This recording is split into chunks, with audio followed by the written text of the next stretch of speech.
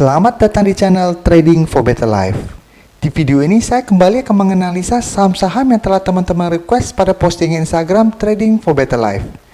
Video analisa ini akan saya buat dua bagian, sehingga lebih banyak saham-saham yang di request yang akan saya analisa. Video bagian kedua akan saya post pada hari Minggu besok.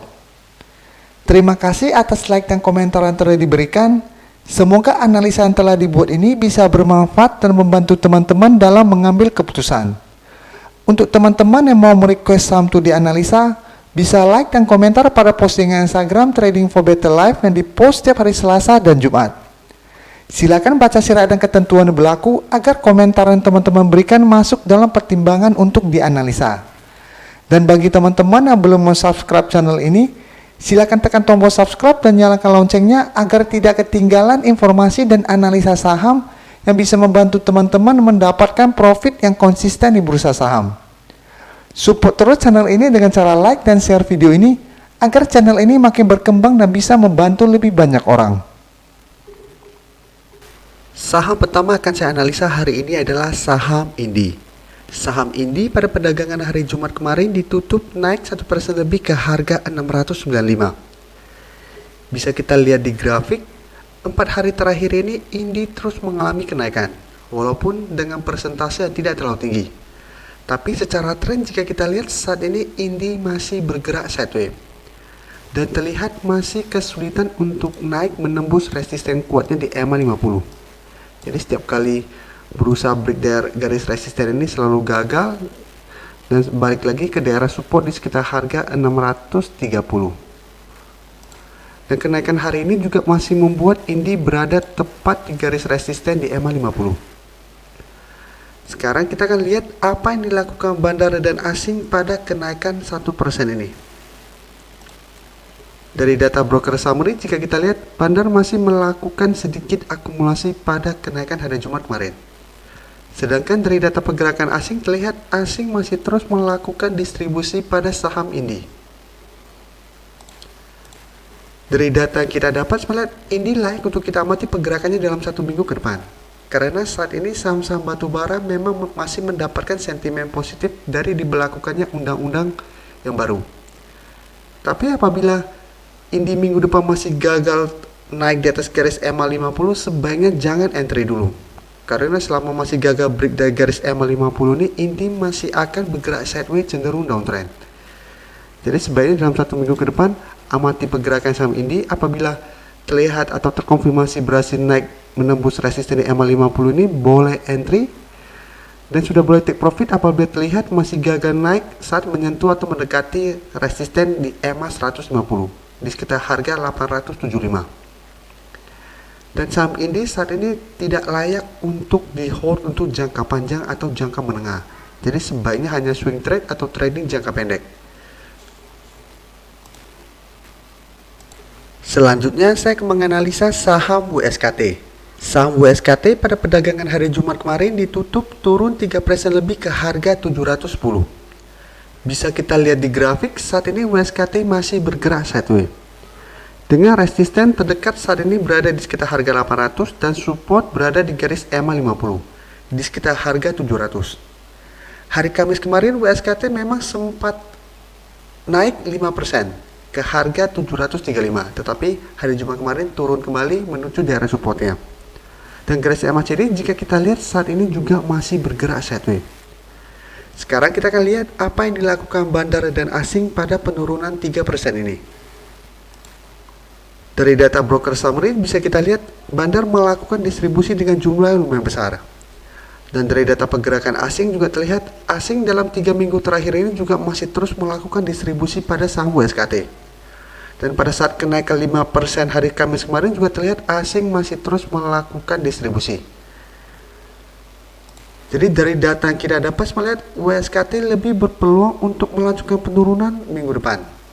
Jadi untuk teman-teman yang sudah berhasil membeli saham WSKT di harga atas, sebaiknya hati-hati apabila minggu depan WSKT terkonfirmasi turun menembus support di harga 700 atau di garis EMA 50 ini, maka WSKT berpeluang untuk turun menuju daerah support berikutnya di sekitar harga 600. Dan akan terkonfirmasi mulai downtrend kembali.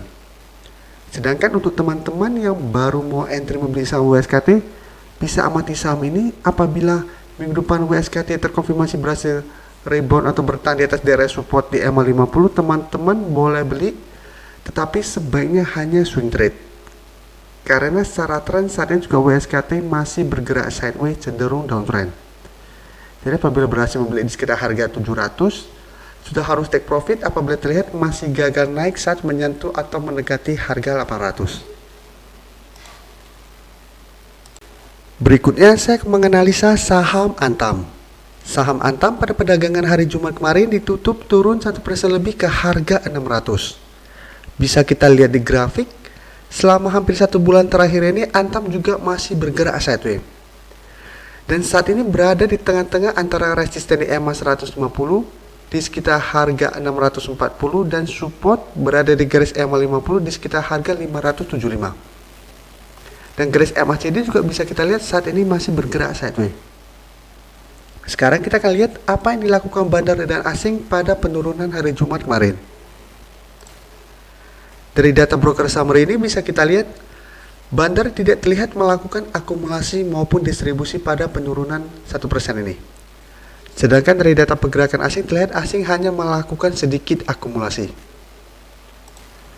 Dari data yang kita dapat, Antam masih akan bergerak sideways dalam 1 minggu ke depan. Karena masih belum terlihat adanya akumulasi yang dilakukan oleh bandar. Dan masih ada peluang untuk turun menuju support di EMA 50. Untuk teman-teman yang sudah berhasil membeli saham Antam, saham ini masih sangat layak untuk di hold selama masih bertahan di atas garis EMA 50.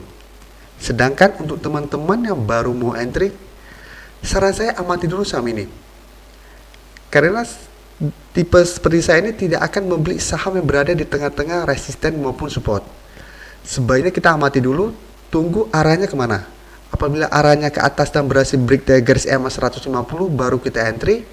Dan arahnya apabila ke bawah dan berhasil rebound dari garis EMA 50, baru kita entry. Tapi apabila ternyata minggu depan Antam turun menyentuh daerah support di EMA 50 dan gagal bertahan, sebaiknya jangan entry dulu. Karena ada peluang untuk turun kembali menuju support kuatnya di harga 500.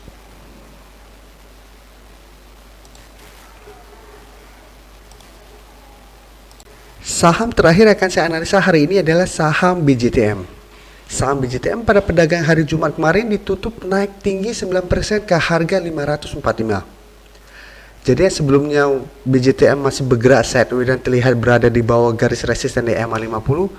Tiba-tiba hari Jumat kemarin naik tinggi dan menembus garis EMA 50 dan sempat menyentuh resisten berikutnya di EMA 150 di sekitar harga 560. Dan apabila kita lihat volume transaksi biasa sangat sedikit, tiba-tiba hari Jumat kemarin transaksinya naik lumayan tinggi. Dan garis MACD jika kita lihat sebelumnya bergerak sideways langsung mengarah ke atas. Sekarang kita akan lihat dulu apakah kenaikan 9% ini jebakan oleh bandar atau memang ada peluang untuk break dari resisten di EMA 150. Sekarang kita ganti ke BJTM. Bisa kita lihat di data broker summary ini, bandar malah terlihat melakukan sedikit distribusi pada kenaikan 9% ini. Dan volume tinggi ini hanya lempar-lemparan barang antara broker. Jadi YP, PD, dan CP lihat 3 top buyer dan top seller hanya melempar-lempar barang tanpa melakukan akumulasi. Sedangkan dari data pergerakan asing terlihat asing malah terus melakukan distribusi pada kenaikan 9% ini. Jadi bandar dan asing memanfaatkan kenaikan tinggi ini untuk melepas saham yang mereka punya di harga atas.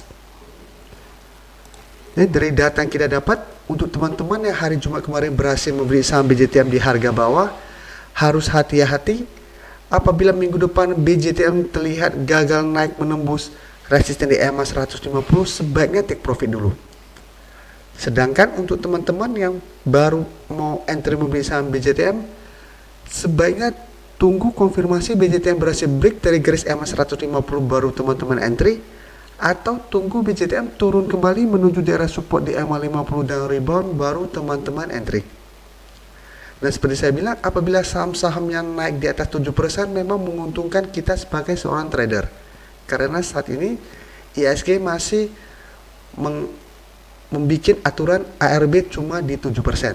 Jadi walaupun hari Senin depan tiba-tiba terkena ARB, masih bisa profit 2% apabila teman-teman beli di harga bawah. Terima kasih telah menonton video ini. Like dan share video ini bila bermanfaat bagi teman-teman, dan support channel ini dengan cara tekan tombol subscribe agar channel ini bisa makin berkembang dan bisa membantu lebih banyak orang lagi. Terima kasih.